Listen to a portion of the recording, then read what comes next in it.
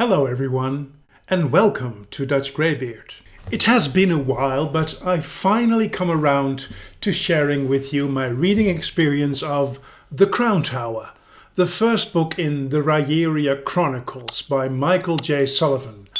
I read this book with 377 pages between the 18th and the 22nd of May. I had read the Riyria Revelations back to back in the beginning of 2023, and ever since I really wanted to read other books by this amazing writer. I have already mentioned this a couple of times on this channel, but the conclusion to The Heir of Nofron, the final book in that series, will always stay with me as one of the most magical and beautiful endings of a book. It is therefore all the more inexplicable that it took me so long to pick up another Michael J. Sullivan. Anyway, apparently that's how things go. This video will be free of spoilers. I read The Crown Tower immediately after The Dragonbone Chair by Ted Williams, which I found a tedious and way too long book. Immediately after the first chapter I write in the margin, "Great, instantly, what a relief after Dragonbone Chair." So, what is The Crown Tower about? The two main storylines of the book are set years before the events of Theft of Swords. In the first storyline, Hadrian Blackwater is done with his life as a mercenary and all the violence that comes with it. Royce Melbourne is also at a crossroads in his life.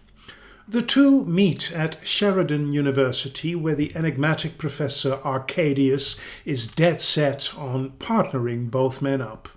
Not an easy task, as they cannot stand each other.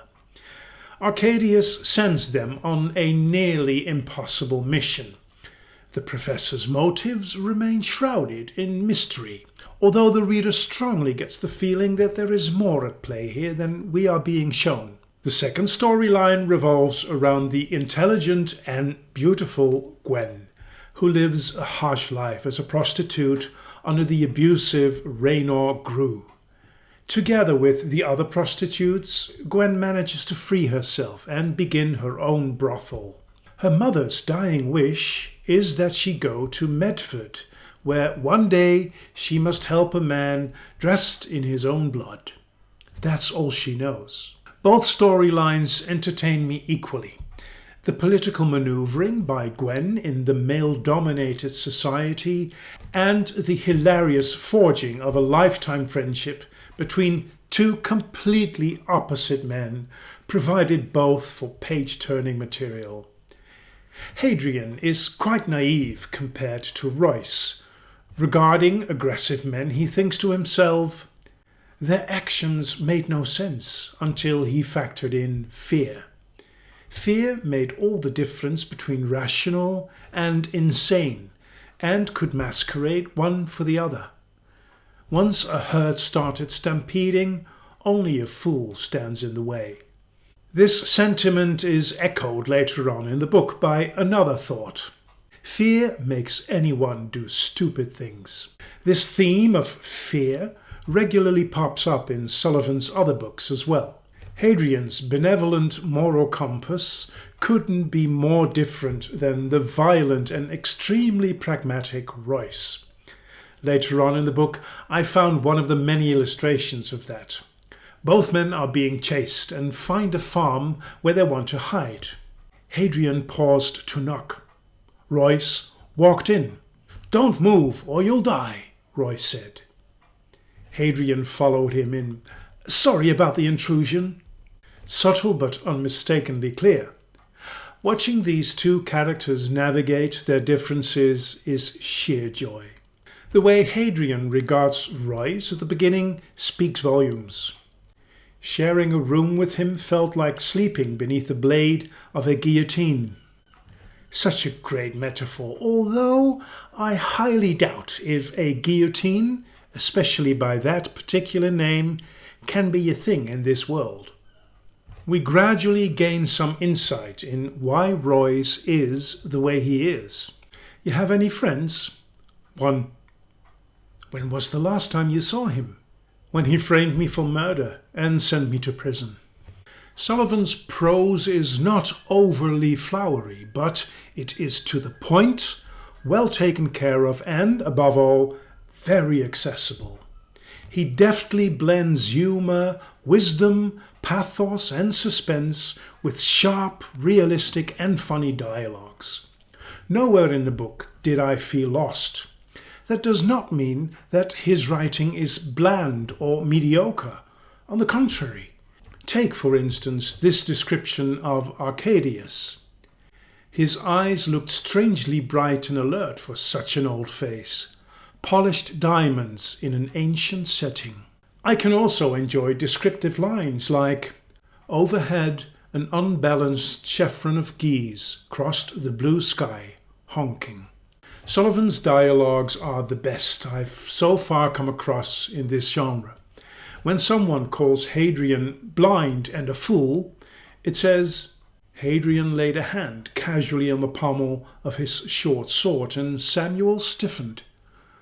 I'll add deaf to that list, but only this once, Hadrian said softly. There are many sharp and strong dialogues between Royce and Hadrian, who really hate one another from the start.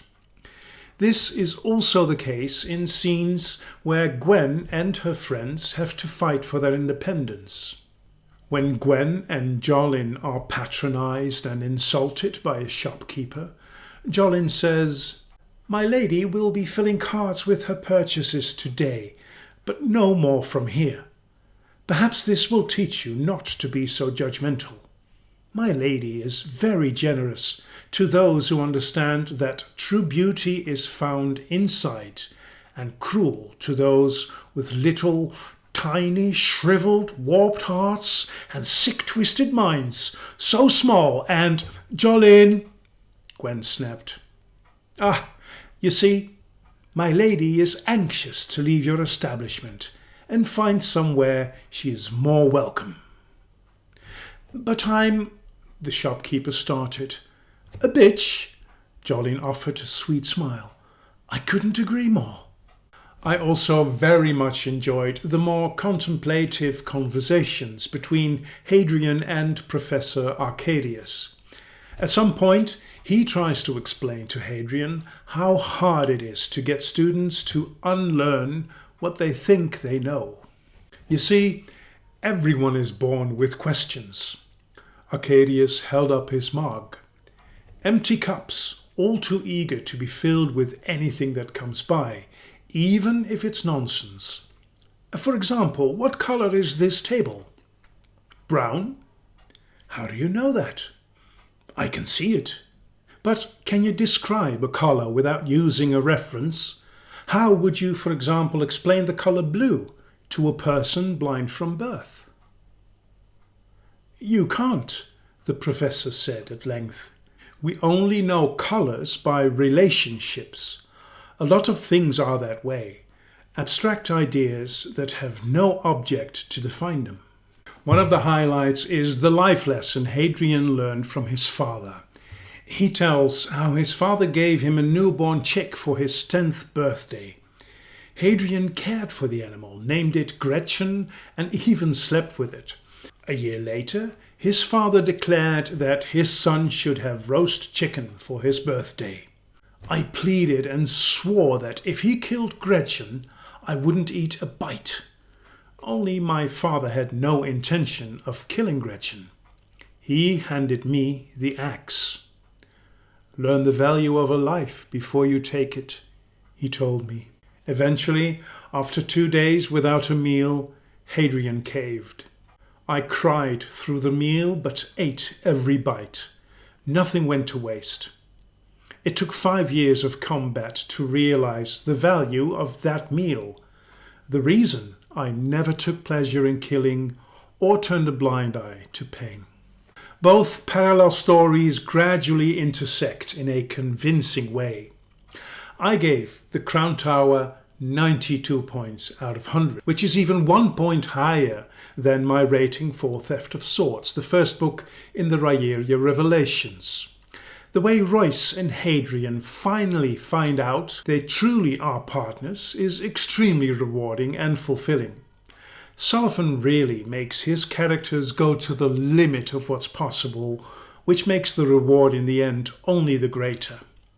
So far, at the time I am making this video, I've read 3 more books by this author.